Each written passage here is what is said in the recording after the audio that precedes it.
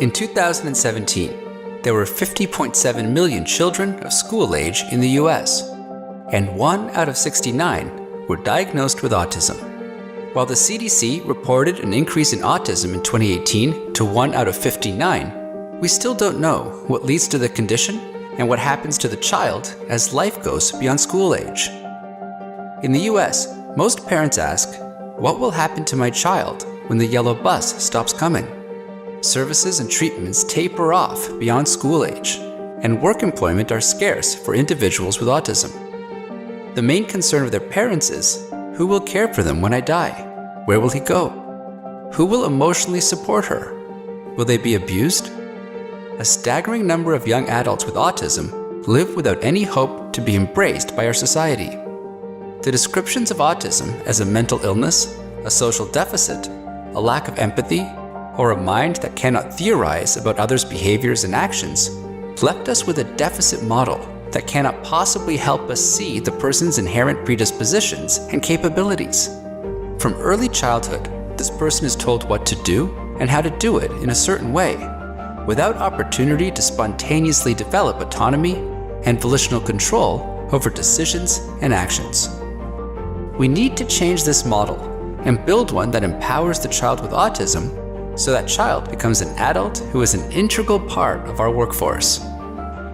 The first thing we need to do is shift the public perception that autism is just a social or cognitive issue. We propose to redefine autism as a condition that has a number of core problems with the nervous systems. Our nervous systems transmit information about pain and temperature, but also about touch, pressure, and self-generated movements. The nerves throughout the body inform our brains on our bodily positions and motions. If there is a problem with the processes underlying such information highway, the brain cannot control the body in motion because it does not have the proper feedback. The person then loses autonomy over the actions and decisions that make up behaviors, including especially those in the social realm.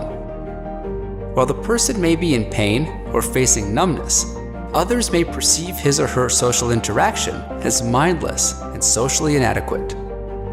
Perhaps if the public knew the true underlying medical issues of autism spectrum disorders, the perception of autism as a mental problem would change, and we would create new programs with medical insurance coverage to help the autistic individual be an integral part of our society.